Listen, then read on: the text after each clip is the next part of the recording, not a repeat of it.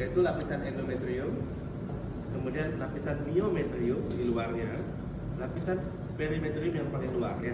Jadi lapisan paling dalam itu adalah endometrium, terus yang atasnya adalah myometrium ya. Nah, kemudian ada yang warna biru dan merah, ini adalah pembuluh darah ya. Pembuluh darahnya adalah pembuluh darah arteri, itu arteri uterina ya. Nah, kemudian bagian luarnya adalah struktur yang disebut dengan perimetrium atau serosa. Kalau kita lihat dari penampang atas bawah atau anteroposterior ya, maka uterus dibagi menjadi 3 juga, yaitu fundus, corpus dan cervix ya. Cervix itu yang paling bawah, fundus itu yang paling atas, corpus itu yang tengah-tengah ya. Ini kalau dibuka begitu. Nah, kemudian kita masuk ke struktur yang mendampinginya adalah tuba fallopi dan ovarium. Tuba fallopi plus ovarium kita sebut sebagai anteksa ya, anteksa. Jadi kalau nanti ujian tunjuk di bagian mana, nah, misalkan di bagian tuba itu bagian yang ini ya, memanjang ya, ada tuba fallopi ya. Tuba fallopi adalah struktur yang terbagi menjadi 4 struktur, dibagi-bagi kecil. Apa aja? Dari tengah, dari medial ke lateral ya. Medial ke lateral adalah interstitial, kemudian geser sedikit kita akan ketemu dengan bagian tersempit yaitu ismus. Kemudian kita akan ketemu dengan bagian yang merah, ini bagian terluas ya. Ini adalah ampula tuba.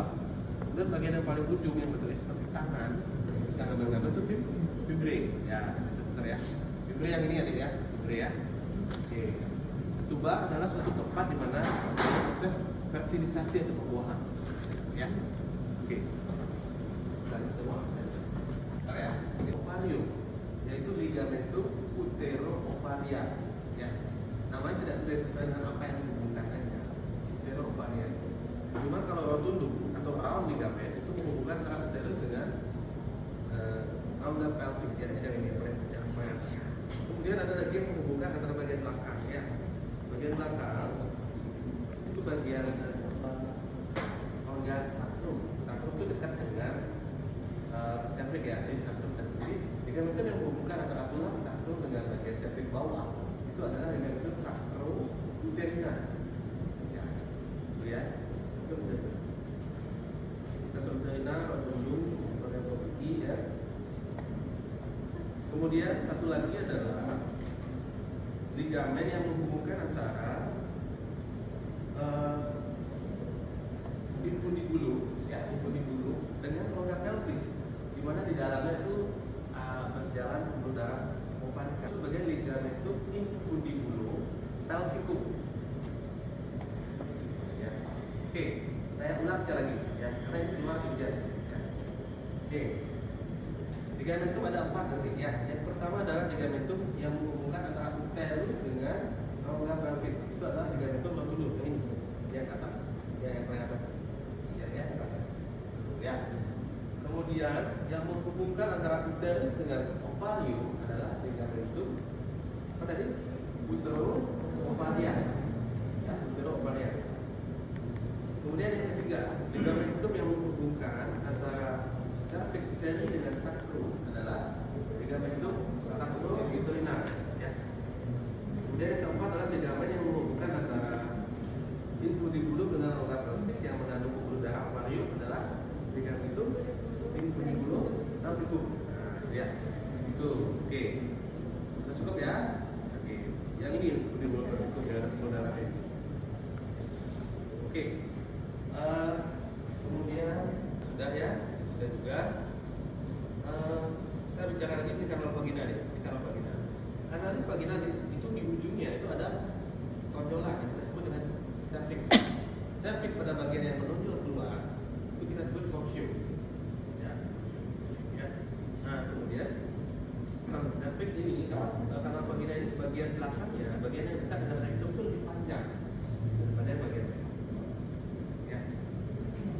Jadi lebih panjang. Ya, mungkin itu aja ya kalau dari struktur ini ya. Mungkin kita lihat perempuan sudah selesai.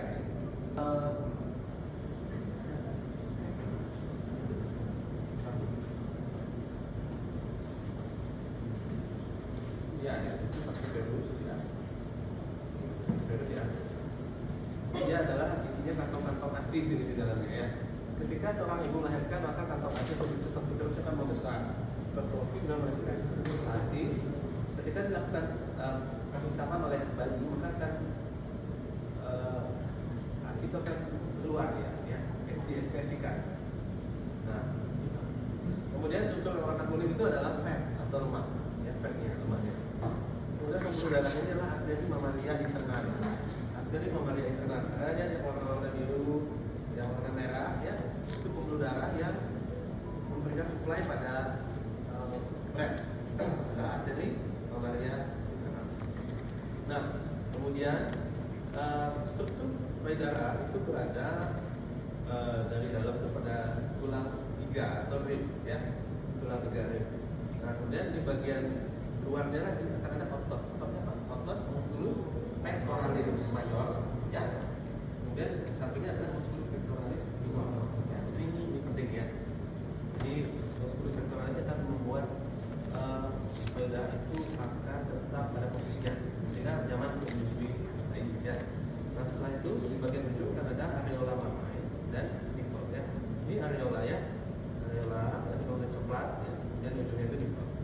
Jadi bayi itu akan menyusui di sini. Ketika mulut bayi menghisap susu itu, maka akan keluar ASI ya. Jadi itu aja, pada selamanya ya. Jadi kan ya strukturnya ototnya apa?